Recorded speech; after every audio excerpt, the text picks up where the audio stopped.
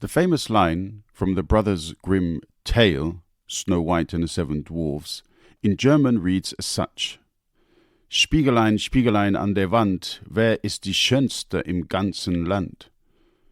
In English, this translates to Mirror, mirror on the wall, who is the fairest of them all? Growing up, I often heard the phrase, women are the fairer sex. Therein automatically lies a deeper truth. The truth being that language is a tool to be used mercilessly in the oppression of voices that might someday pursue meaningful change. There is, however, another interpretation that I feel holds true. The current world is run by men and always has been. It is unfair to the extreme in every measurable way. In this aspect, I believe the phrase to be relevant. Women are fairer. I think women should be recognized for that fairness. I think with women in charge, we will have a greater chance for a fair society. I'm joined by Mischka in this episode to talk about feminism and patriarchy, the history of the feminist movement, and the different waves of it. I thank Mischka for the depth of her research and her time. I have added the books and movies she refers to in the podcast notes. Today is the eve of International Women's Day, where many societies come to show their appreciation for womankind. I wish it were always celebrated such. Two and a mic clocking out. Enjoy.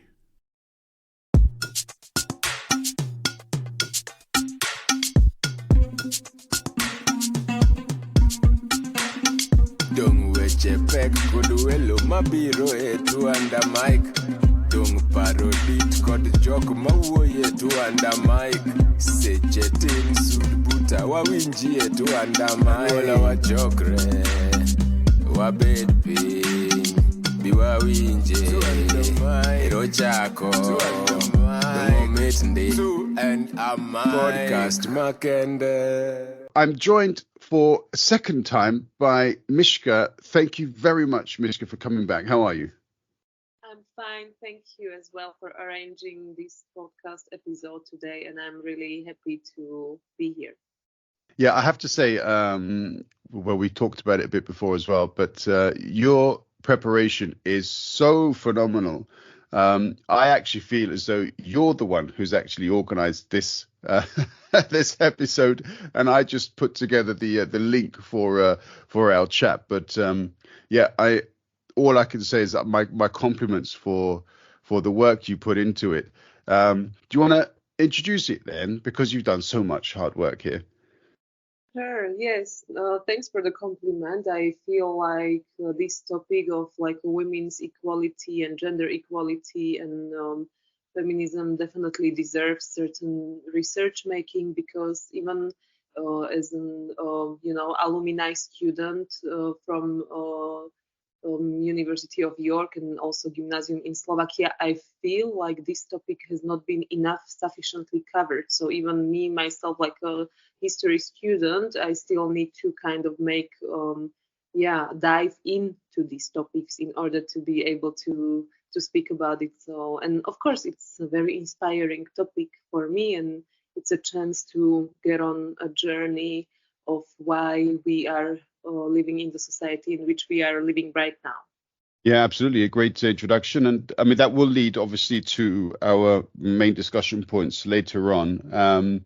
But as I commented on, your preparation is fantastic. And so it's only fair to then hand over the mic to you, and you can sort of guide us through, because you've really done a lot of research into not only the history of the feminist movement, but also you've done research into the individual books which you think are very representative of the information, and you've made some suggestions for what people can read and the kinds of characters they should do research into. And also some movies which you've commented on. And I think this was really important that people then take this away and read about it or watch the movies themselves later on. So do you want to go into that a little bit? Yes, sure. Basically, I would start with the first wave of feminism, which was mainly about getting the right to vote. And it all started with like anti-slavery convention in London in 1848.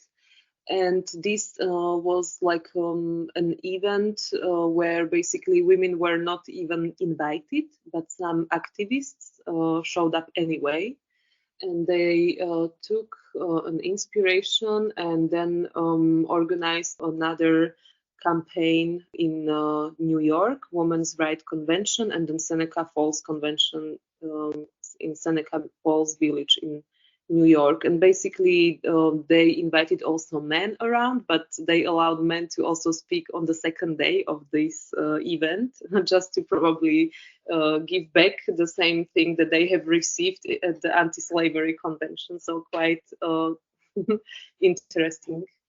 And yeah, so they were basically just fighting for the biggest important thing in the equalities history, which was the right to vote.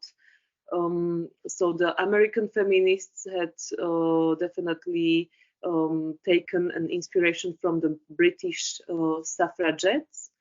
There are two movies about it. First one is, I mean, there are more movies about it, but I've seen two, and I'd like to definitely recommend them to people who would like to also maybe learn something about this topic or just to watch it. The one which is about the British suffragette is called Suffragette. It's from 2015 with Meryl Streep, who plays the Emily Pankhurst. These feminists were quite radical because there was not enough of attention given to them. So they had to become a little bit more radical in order to their voices to be heard. So they were sometimes like setting buildings on fire and throwing empty bottles into windows, etc.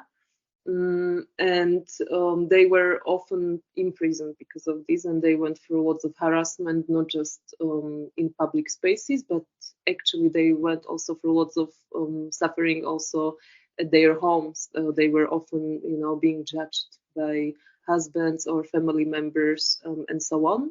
In prisons, they went through great suffering. They went on hunger strikes because they didn't have this kind of, they were not being considered as a political prisoners. So they were treated as any kind of criminal.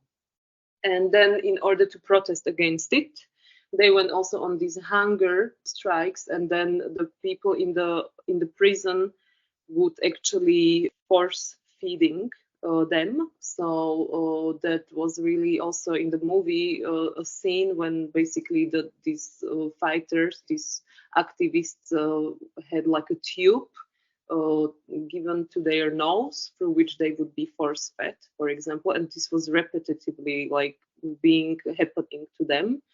So the British film is quite rough, I must admit, but yes, it's quite educational, and Meryl Streep is amazing as always. And then there is the American film, which is called Iron-Jawed Angels, and that talks also about the problem of feminism, for example, from also the view that basically, for example, African American women were sometimes also excluded from this activism.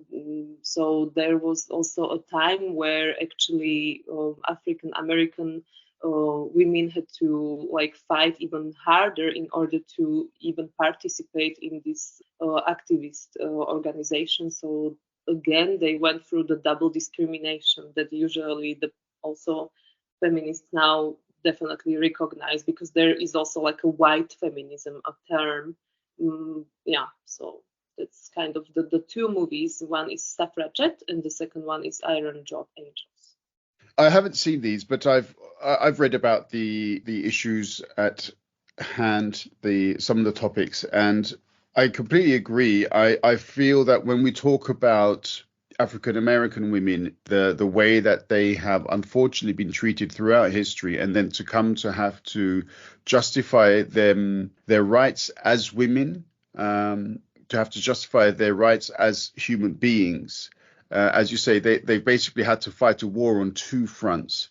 And I find that in itself horrible. On the other hand, as we're analyzing things, it's interesting how you can have a group of people fighting for their rights, and yet on the one hand, they say we are women, we deserve this, but then on the other hand, they turn around and look at others and say, yeah, but you don't deserve it because you're not the right color. So these double standards, these hypocrisies that are involved within the early stages of the feminist movement, I find it an interesting study, even though obviously when we can look at it from our modern perspectives and say that's just horrible.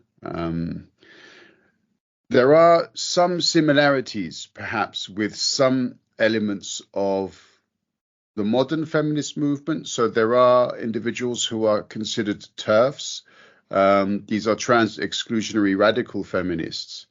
But this obviously is something which comes much, much later, and is not involved at all in the first and second waves of feminism. So you there essentially explained the first wave, and you gave two of the movies, but there are also other people that you'd like to sort of talk about. So you referred to Emmeline Pankhurst, but there are some other people, aren't there, so you want to mention?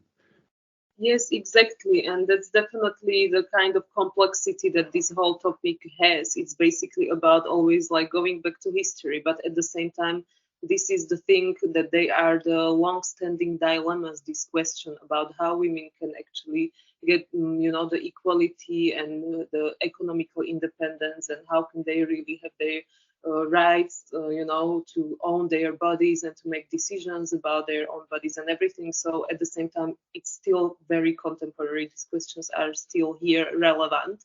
But in order to find out about what was going on or why are we here right now, we always have to refer back to the history. So yes, and exactly what you were talking about, with this inequality and this double discrimination that also leads to one of the book that I also came across, and it's called Burnout by Emily and Amelia Nagoski. One of them has a PhD and another one is also a musician. And the book was published recently, like in 2018 or 19, and they made a really comparison, or they explain like what it feels like to be a African American woman, or like what it means to basically go through the double discriminations. They, if I can just read it aloud because I think it deserves to be heard.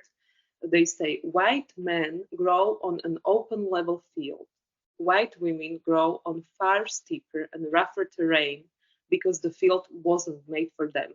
Women of color grew not just on a hill, but on a cliffside over the ocean, battered by wind and waves. So this kind of comparison kind of can be really food for thought, I would say. But let me also answer your question. Definitely there were some important suffragettes also in Britain that should be mentioned. And for example, Millicent Fawcett, who formed the National Union of Women Suffragette Society, or the family of Pankhurst, who were the radical ones and who were going through the whole kind of suffering in the prison, as well as Selina Martin and Leslie Hall.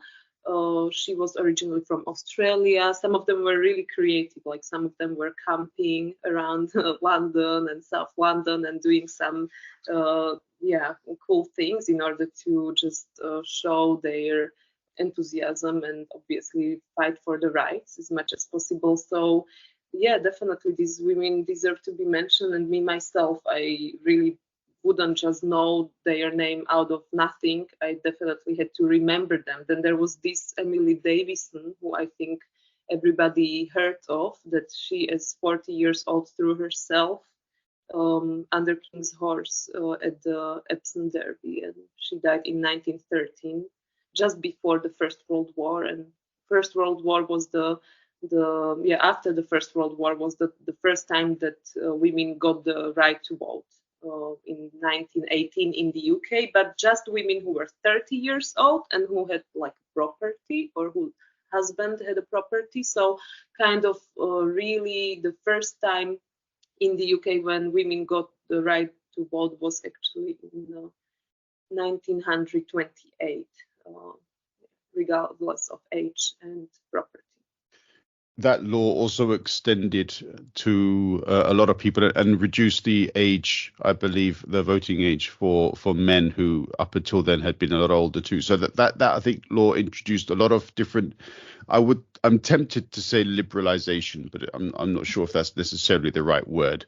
But yeah, and we have to point out as well that the First World War proved in many ways to be a catalyst to the recognition that women can do a lot more than what society had until then thought was the case, because when so many men were away, basically the whole country was being run by women, and I'm pretty sure there was no difference in quality. If anything, it probably worked better, but anyway, that's a different matter. And this is the experience that society had after the First World War, right? Yes, exactly. It was a really important time when women were able to kind of prove, obviously they had to, because like finally they had the chance to be seen and to be heard, and then they could finally gain the right to vote, indeed. And that kind of brings us like slowly to the second wave of feminism, I would probably say, because that's around the time when the also civil rights were being raised, the question and the problematic of it. But mainly the second feminism was really blooming in the 60s and 70s. Yeah, so and in the 60s and 70s, again, post-war period, a lot of rebuilding had occurred after 1945, and then you've got a new generation coming in, the baby boomers, and then this process of course, we fought for this country or these countries, and we deserve to have the rights of all other people who had fought for this country. And this was one of the, I believe, one of the factors behind also the civil rights movement, and slowly but surely up until the 1960s when laws were introduced.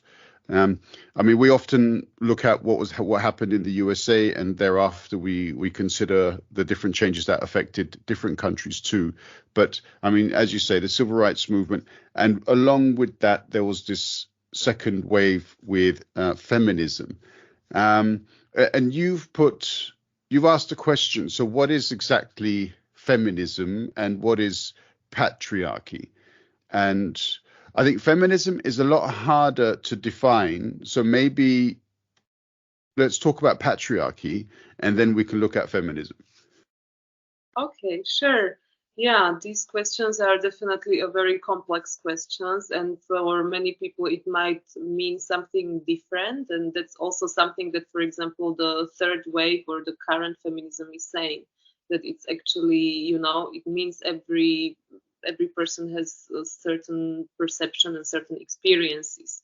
So feminism can be quite personal, exactly. And patriarchy, for example, according to these authors that I have mentioned, Emily and Amelia Nagoski, who wrote the Burnout book, they talk about patriarchy in the way that basically they come up with a theory of human giver syndrome, which is usually like the kind of problem that women often face, that they are supposed to be always the kind of givers, like from the motherhood role, so to say, that women are always expected to basically be there for everyone to hear their, not just stories, but their problems, and to be affectionate and to be attentive.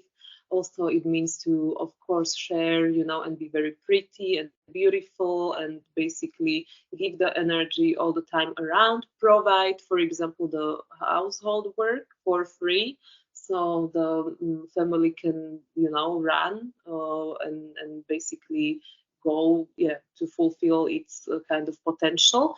So they talk about this human giver syndrome, that it's part of the patriarchy. because maybe it has something to do with the way how we actually bring up men and girls, or women, like small boys and small girls, when we allow often in society boys to focus on their passion and just be really ambitious and go for the goal without stopping on the way, whereas girls are often to be brought up in the way that they need to listen to others a lot, and they need to fulfill these kind of expectations that they supposed to always give their energy away. And maybe sometimes on because of this, they if they are expected to, for example, provide a housework for free and to spend so many hours per week, because it's still been proven that mainly in all over the world it's still the women who are doing the housework, which is not being paid. So this is the second wave feminism, is exactly about addressing this question of how women can become economically independent if they are still spending so many hours during the week on a household work which is not being paid. Yeah, so this is the second wave. Yeah, and it has still not been solved like until today. So that's why also the third wave feminists later on are like, still some of them are critical of the fact that we kind of forgotten to address this question. Yeah, absolutely. I mean, if people go back and look at just some of the advertising from the 50s, 60s, 70s, you've got a man maybe wearing a suit, sitting in an armchair, reading a newspaper, and then there's a woman holding a cup of coffee to present to him. The kids are playing at his feet. So he is the patriarch. He is the man, and everything in the house revolves around this individual. And the fact that advertising was, this is your perfect home, this is your perfect lifestyle, this is what you should do. And all of this kind of subliminal messaging telling people that is your role. So it's no surprise, of course, that there was this wave of feminism, because women were basically saying, 1 minute, I want a lot more from my life. I'm not here to serve anybody else. I want to live. And we saw a lot of these movements which showed women basically doing what they wanted to do. And this was also greatly encouraged by lots of pop music. You saw a lot of rebellious young women coming through. Girls just want to have fun. Madonna later on, obviously in the 80s, I mean. So that wave lasted quite a long time until it actually started to receive some success socially, didn't it? Exactly, yes, but it's also, great that she pointed it out, that it's really connected to the culture and to the messages that are being communicated over and often like through advertisement. And that's also the problem that is still right here in this time. It's about the messages that are being communicated. But yes, thanks God, it's kind of changing and evolving for sure. But there are still lots of stigmas and lots of stereotypes that should be really spoken about. And the culture and the music industry has really big power and big influence on how girls and boys are perceiving their own bodies, and also what they inspire to. And that's exactly also what I was reading. This great Caribbean American writer Audre Lorde. She actually wrote a book, and it's also available on YouTube. And I completely recommend people to check it out. It's called On the Erotic, and she wrote it in 1978.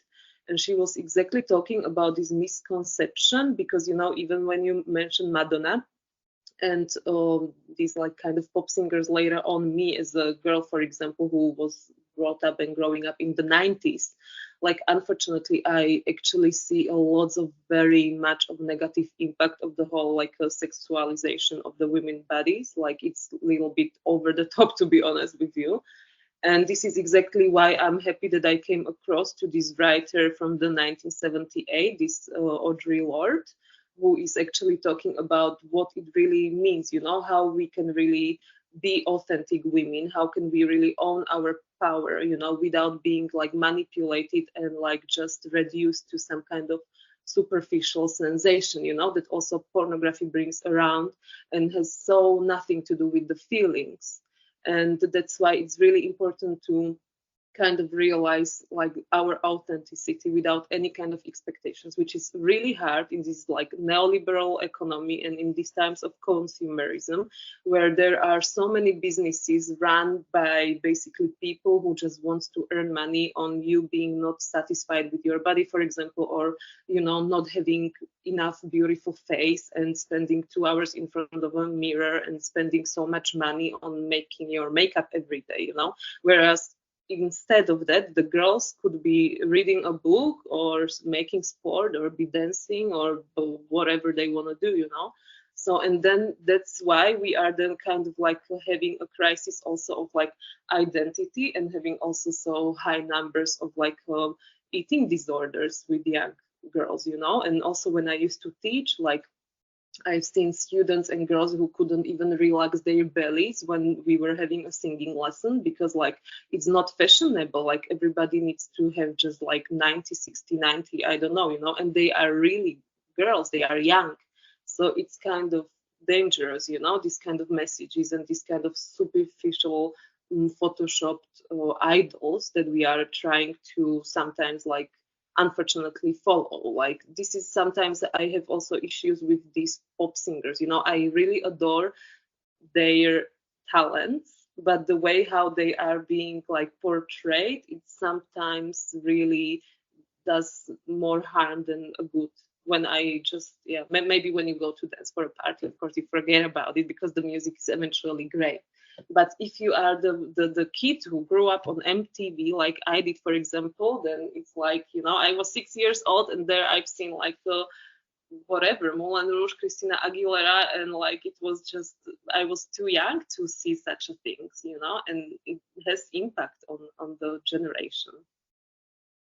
Yeah, I find it interesting because for me, when I saw people like Madonna in the 80s, Cher, they were saying to me, I own my sexuality. I own my body, my sexiness, and I do what I do on my terms. And I think in the case of both women, they had indeed gone through a lot of personal challenges to arrive at the stage of success to which they achieved. And they still go strong, of course, because they're still performing even now. But I do find it also interesting that when we talk about feminism, inevitably we come down to, or we talk about sex, we talk about the way that women are expected to either dress or behave. And this is an element of inequality, which you are perfectly correct to refer to. I remember reading a fantastic tweet by a woman. She put two pictures in. She put up a picture of lingerie, not her wearing it, just lingerie. And she said, my man expects me to wear this. So why is it then when we go to bed, he's wearing this? And then there's another picture of his boxer shorts with a hole in, a very tatty and so on. And for me, that spoke so much about the situation we're in, where, you've got one group of individuals, they expect the other to do all the work, to do this or do that and so on, but are unwilling themselves to sacrifice just a little bit. I found that amazing. And I'm not going to talk about individuals, personal experiences, but I think that was a fair comment from the woman, don't you think? Yeah, most likely it's exactly like this. They can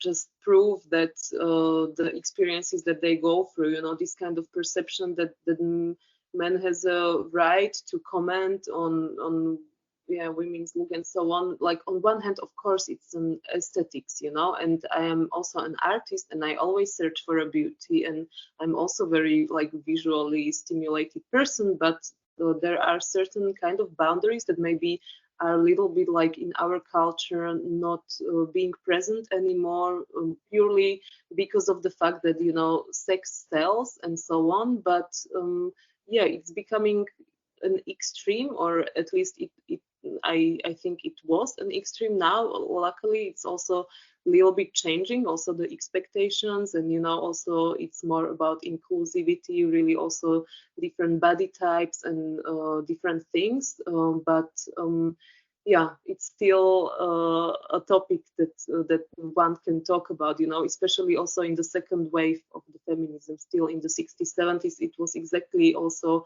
talking about the fact that, for example, rape is often mostly happening actually at home, between wife and husband. So this was also, I think, part of the Civil Rights Act in 1964 that was introduced to basically protect the right of women. So yeah, it's still a journey, and more we talk about it and more we raise these issues with, like, among young boys and girls, probably the better it can be. Yeah, and I mean, you mentioning the USA there, but also in Europe, there were some serious inequalities with regards to the law and legal framework, which were not addressed until the 70s. I think women, for example, were not allowed to have a job without the permission of their partners. They couldn't travel alone, I think, abroad. They couldn't take money out of their own bank accounts in certain countries in Europe. So I think these kinds of laws, they were introduced not so long ago. We're talking about 50 years. And so we really should take into consideration the fact that even though feminism as a movement has been going on for a long time, it's only recently that significant changes have started to be made. But on top of that, we do see this mini reversal of progress in various areas. And this is something that we're seeing now as well. And perhaps this is why we should also look at the third wave before we jump really into analyzing some of the issues that we should be focusing on and we should be very much aware of in today's society. Do you want to do the third wave? Yeah, definitely. It's such also, great comments that you have there. Exactly. It's like it's still quite young, or we see the fruit of the hard work of the people who really sacrificed sometimes their lives or their health, like the real suffragette. And we see the fruit first now, and then, of course, we need to kind of like look at the situation. We are living in a society where the democracy is quite like becoming quite fragile. Then there is the digitalization and so on. So that's why it's definitely worth of checking out the third and fourth wave, because apparently there is also a fourth one. But I also didn't have so much time to go into complete all the details. But when you were also mentioning these kind of difficulties that women had to kind of like get an allowance of someone in order to be themselves, this is like, I would say I feel also a little bit like there is not enough of gratefulness, like that we are kind of like ungrateful, maybe also towards our mothers or so on. I don't know, like, because how bizarre is the fact that these women were all the time supporting their husbands, for example, to become writers, to become composers, to become scientists, to become politicians. Yet they themselves had to get an allowance from them to do what they wanted. And then we are questioning why there is not enough of female composers or of enough female writers, or so on. They actually existed, and they do, but they never had such a same amount of space to be heard and to be shown in the same way as men do. So that's the patriarchy, just to answer the last, like, the most important question that we raised at the beginning of the second wave, feminism. And the third one is around the 90s, or like the 80s, 90s, as you were talking about also, with the artists. Like, it's becoming a little bit more playful. The third wave feminism is like also inclusive, exactly, of like different race, of different gender, transgender, also like the homosexual rights and everything is being kind of like discussed in the third wave of feminism. So it's like more postmodern and a little bit more experimental and also personal. So there are certain feminists who say that they are the new wave and that feminism is very individual to everyone, and it's kind of like a let's talk about it and let's be really inclusive of every single problem. That's what it is about. Yeah, and I also see, in addition to that, this element of I feminist or individual feminist, as you're referring to, a woman's body, a woman's right. It's very individualistic. It's very much a question of who owns the right of access, and these are issues which are being called into question on a daily basis because such liberated countries like the USA are turning around, and you've got groups of men saying, actually, no, women shouldn't have to make this decision because we've already made the decision, and no, you can't do that. So the kind of hypocrisy which is being forced upon women in the USA. And the reason why we talk about the USA is because, unfortunately, when these kinds of events and decisions take place in the USA, they are also talked about and sometimes replicated in other countries. So when the Supreme Court in the USA overturned Roe versus Wade, straight away the next day there were conversations taking place in some parts of Germany, in Italy, in Poland, where they were talking about, oh, we should actually reopen the debate in our countries on abortion. So therefore, it's extremely important to talk about these things within the context of what's happening today. I love the fact that you refer to LGBTQ, or should we say non-binary rights, because for me, they are eternally linked. I think when we talk about gender equality, we have to talk about the freedom for people to be who they authentically are. I've seen lots of people ask questions and say, okay, how do you define a woman? Or how do you define a man? Or how do you define this or that? And if we're talking about maybe an academic discussion, then fair enough. People should ask any questions that they want. But for somebody to be authentically who they are, I don't think there should be an argument.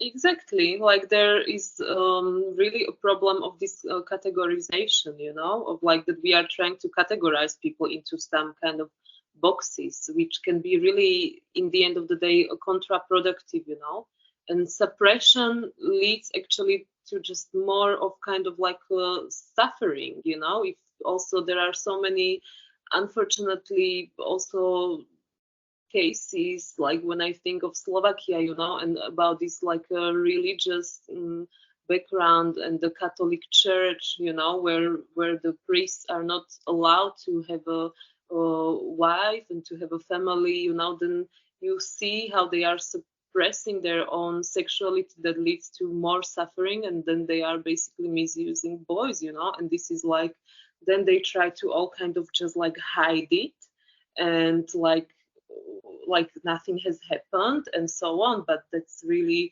exactly the wrong perception. So we actually need to allow people to just be free, and this is something that I, for example, while I was studying in England or here in Germany as well, like the evangelic church or Anglican church, they are just more open-minded. You see homosexual priests, you see female priests, and then like, yeah, this is the way how people can actually be maybe like happy and to fulfill their potential.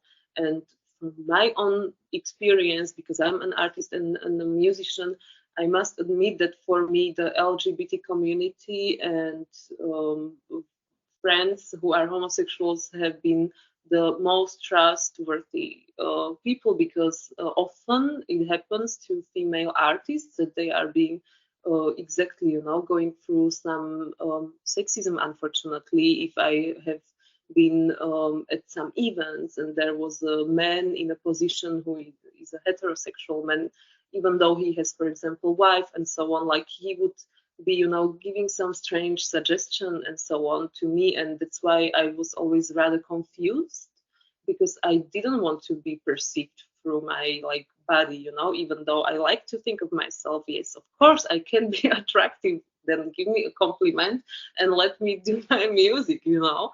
But it's like with LGBT people and homosexuals, it's always just about the art and like, you know, kind of like a support, mutual, normal, without kind of any manipulation, because this is the problem that patriarchy is also trying, as the Audre Lorde has said, is trying to manipulate the sexual true female power into certain way, and this is something that has to change eventually.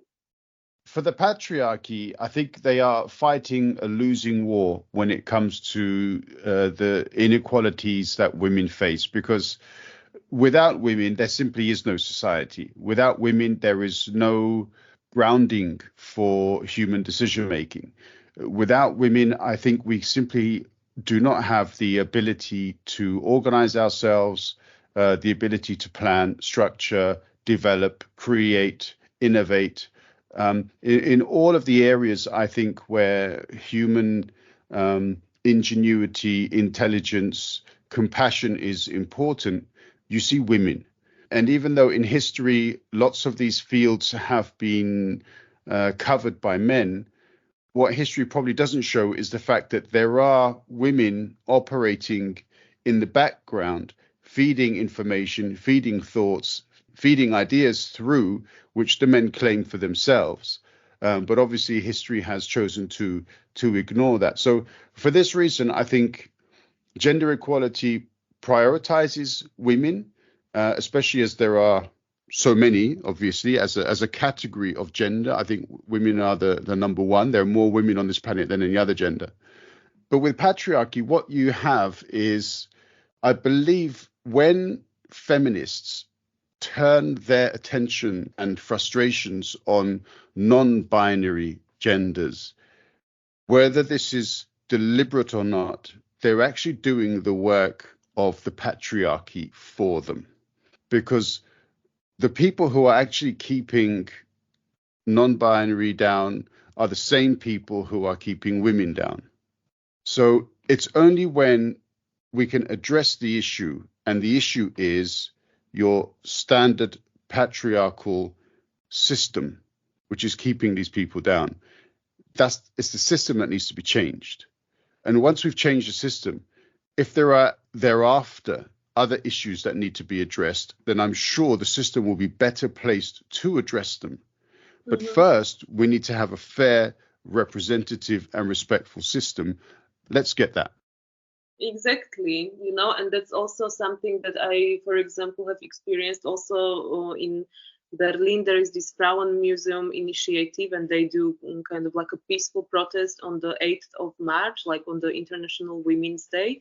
And they just kind of show the fact that in galleries and museums, women still don't have the 50% of representation of their artwork. So, you know, and this kind of thing needs to happen not only in the art world, but also like in the parliament. You know, I always, even as a girl already, I was always imagining like, why not having 50% of a female politician and 50% of male politician. Like, I think there is already a country somewhere in Scandinavia or somewhere where it kind of almost is happening. So I think that this kind of representation, when it will be equal, then yes, I agree. Then the problems would be solved in a more balanced way, and probably the voices would be basically covered. I mean, nothing is perfect, and we are still people, and it's all quite organic. So it doesn't have to be like you know, like as if we were machines, like everything completely like reduced to numbers or so on. But there needs to be the discussion, and we definitely need to fight further in all the ways. You know, it's nice to also fight in a peaceful way, as usually people do, but you know, as also in the history was shown, like sometimes you cannot be peaceful anymore, because then your rights will never be addressed, and if we are going to be forever also peaceful, like also when there is already violence involved, like on the conflict of, again, like Russian and Ukrainian conflict. That's, for example, something that I completely like metaphorically see, like this kind of typical, almost like I don't know, like a macho style Russian kind of person that is actually almost like, raping Ukraine. And this is actually one of my friend with who I cooperate on like concerts and readings. He's from Ukraine. He exactly written this in the text that he just feels like as Ukraine was being, raped, while everyone is like looking at it and not sufficiently taking action against like the person who is making this violence. But anyway, that's a little bit different topic, but definitely there needs to be action taken in order to have the equality. So around this International Women's Day, I think that there will be lots of awareness going on, but of course it needs to also happen like after the International Women's Day too, and yeah, in general. Yeah, definitely. I mean, women are women every day, and not just on the 8th of March. And also, women need to be respected every day, and not just on Valentine's Day, and not just on their birthdays, and not just on the 8th of March either. And I think this is something which is quite clear to a lot of people. But I like to see this kind of understanding exhibited normally, as in on an everyday basis, but also with regards to any kind of decision making. As in, I sometimes see people who are extremely respectful and so on, of women or of their partners or of their friends, but then when it comes to making a decision, they don't even think to ask the woman in the room, what do you think? What do you want? They just speak to their friends, or when a woman is speaking, they speak over them, and they don't even realize that they've done it. But then outside, they say, yeah, I'm complete. Oh, of course, gender equality. So these are the kinds of microaggressions that I would like to see people be a lot more aware of, and do whatever they need to do to remove that from their behavior. I mean, another topic that I wanted to discuss, and you kind of touched on it with regards to some of your personal experiences within the music industry. And obviously, I don't want you to talk about anything which is perhaps too difficult for you to mention. But I mean, generally speaking, do you feel that it's more difficult for a female artist to get her art respected, as opposed to simply a person who would be considered attractive and therefore be given the stage because of that? That's a really good question. I was making a little bit of a little research again when it came to the numbers. So there was, for example, the issue of female conductors in orchestra. So there is still like only 13.11% of conductors are female. So only 13%. So I think that also proves the fact that that's kind of stereotype that we are still having in also music world, that the conductor, the dirigent should be like a man because like he is the one who does the gestures and everything, and like that's the strong kind of like masculine, kind of power. And it's like so strange to still see such a number, because like we do live in like 2024, and I would like to actually believe that it's getting better, but sometimes really these numbers proves that there are still some really difficult gaps going on, also with the, of course, like salary gaps and so on, like but on the other hand, I also must say that men themselves suffer often from the patriarchy, because they are also the ones who sometimes, if exactly we don't allow people to be who they are, they also suffer from the fact that they have to kind of suppress their emotions as well, that they are, at least, for example, in the Eastern Bloc, like in the like communist or socialist Slovakia, like it was Czechoslovakia, like the men were all the times like being expected to be like a strong man who is not really showing any emotions. And I mean, we are all individuals, and there are certain men who have a little bit more of feminine side. There are men who are maybe really this kind of like a masculine type, but I think that it really is important for also boys and to basically express themselves and to also, you know, be the emotional one, and it's absolutely all right. And it's like we have to basically be just more understanding, and we also need to make probably boys to become a little bit more empathic towards others, because we expect it from girls to be empathic always, but we don't really expect it from boys. And going back to my own experience, whether like the stage would have been given more to male musician, I would say, for example, in music that as an instrumentalist, like, you know, if you play a bass or guitar or like drums, like it's quite stereotypical in the way that that's like the male kind of like area. So if you see a female drummer or female pianist, that's maybe also quite normal, but it's, yeah, can be a little bit like something unusual. So then the men, when I'm going through a jam session, for example, they are sometimes like yeah, it's a little bit, you know, like surprise for them.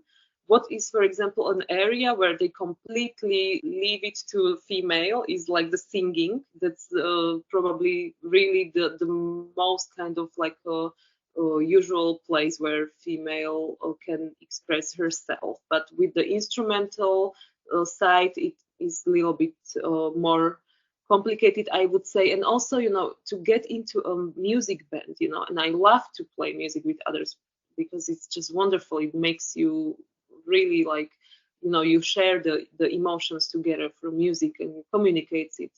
But what often happens is, like, if you have a male band or a jam session with lots of males, like all of a sudden, exactly as if there is a female, it's like completely about like, you know, who can date her or who can, I don't know, like invite her to a drink, you know, and these kind of all games that just completely lose then the focus of the music itself, and it's again can be counterproductive. Yes, I have definitely seen these things, you know, not just that I would go through it, but I've seen it through, you know, my friends who are female singers or also instrumentalists. Yeah, I mean, I find it interesting. I would also love to know, I think it's impossible to find out these kinds of statistics, but at what age people start to create bands. And as you say, I know when I was growing up, I knew of a few bands that would get together. And as you say, a lot of them were boy bands. I've seen a few, obviously, bands where they had the female singer, and obviously the woman took center stage or so on, but then she was also expected to dress in a certain kind of way. So there was always that sexual element to the choice of the female singer.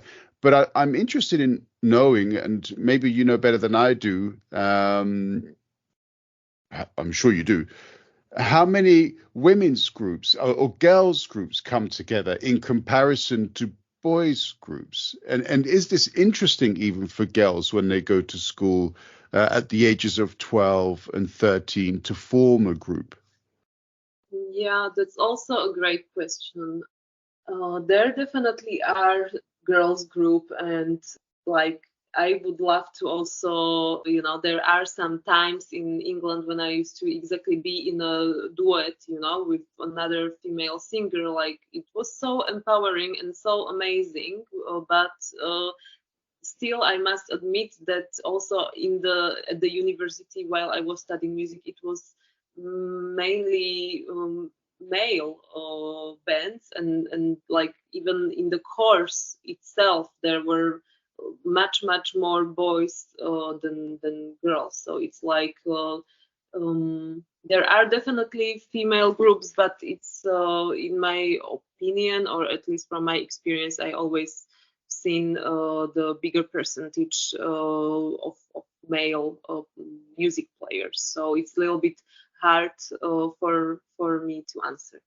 As I said, I think it's extremely hard to do research on that kind of level because we just don't know, especially me being a boy, as in I was never around when groups of 12 or 13-year-old girls, when I was 12 or 13, when they were talking, I was not involved. So I don't know if they ever had the idea of forming a band. Whereas I know that boys who could play music, they straight away, one of the first things they did was, okay, let's get together, let's jam, let's meet, let's do something, and so on. And if there was a little bit of musical chemistry and somebody who could write, then something was created. But I never saw that really with groups of girls from that sort of young age. So I'd be interested in knowing why we can't push girls who are musically inclined towards taking that step of creativity, doing something for themselves, putting themselves on the stage as a group. Because we can see these kinds of activities in other areas, in the sciences, in mathematics, in engineering. We see there's a need to bring girls through into that. We can see girls being pushed into directions of sport because finally it's women's sport is getting the recognition it deserves. We can see women coming up as authors. All of a sudden, the last 20, 30 years, there are so many fantastic women authors around. We're seeing a lot more women in politics. So we can see these changes. How far do you think we can get these things to go? And just as a final kind of question, do you think in our lifetimes we will experience real equality? Yeah, that's also something that we probably have to think about. I am not so optimistic. I think that also what we should try not to forget is that whenever we also see a female as a politician or also as a scientist and so on, like they are often going through much more like a judgment.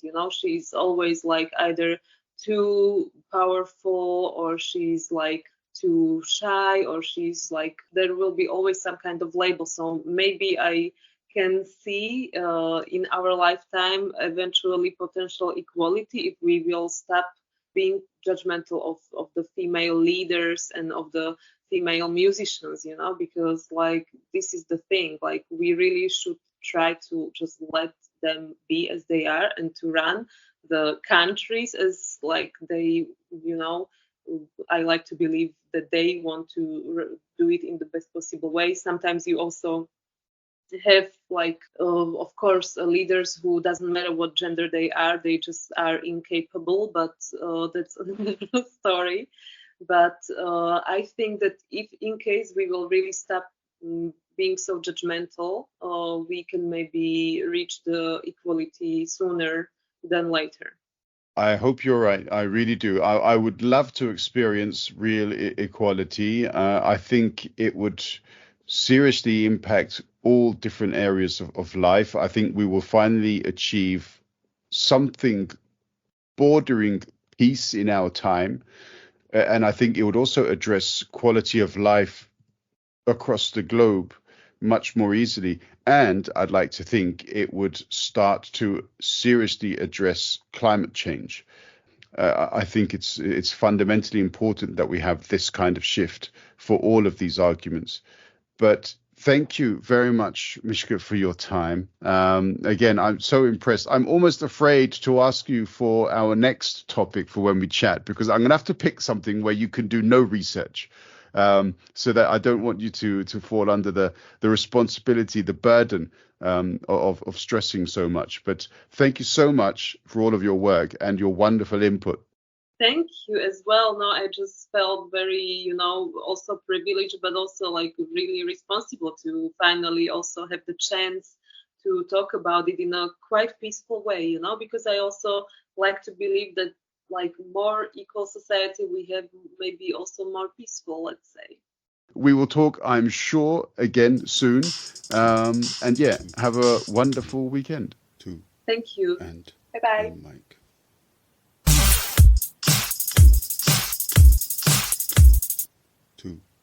and a mic.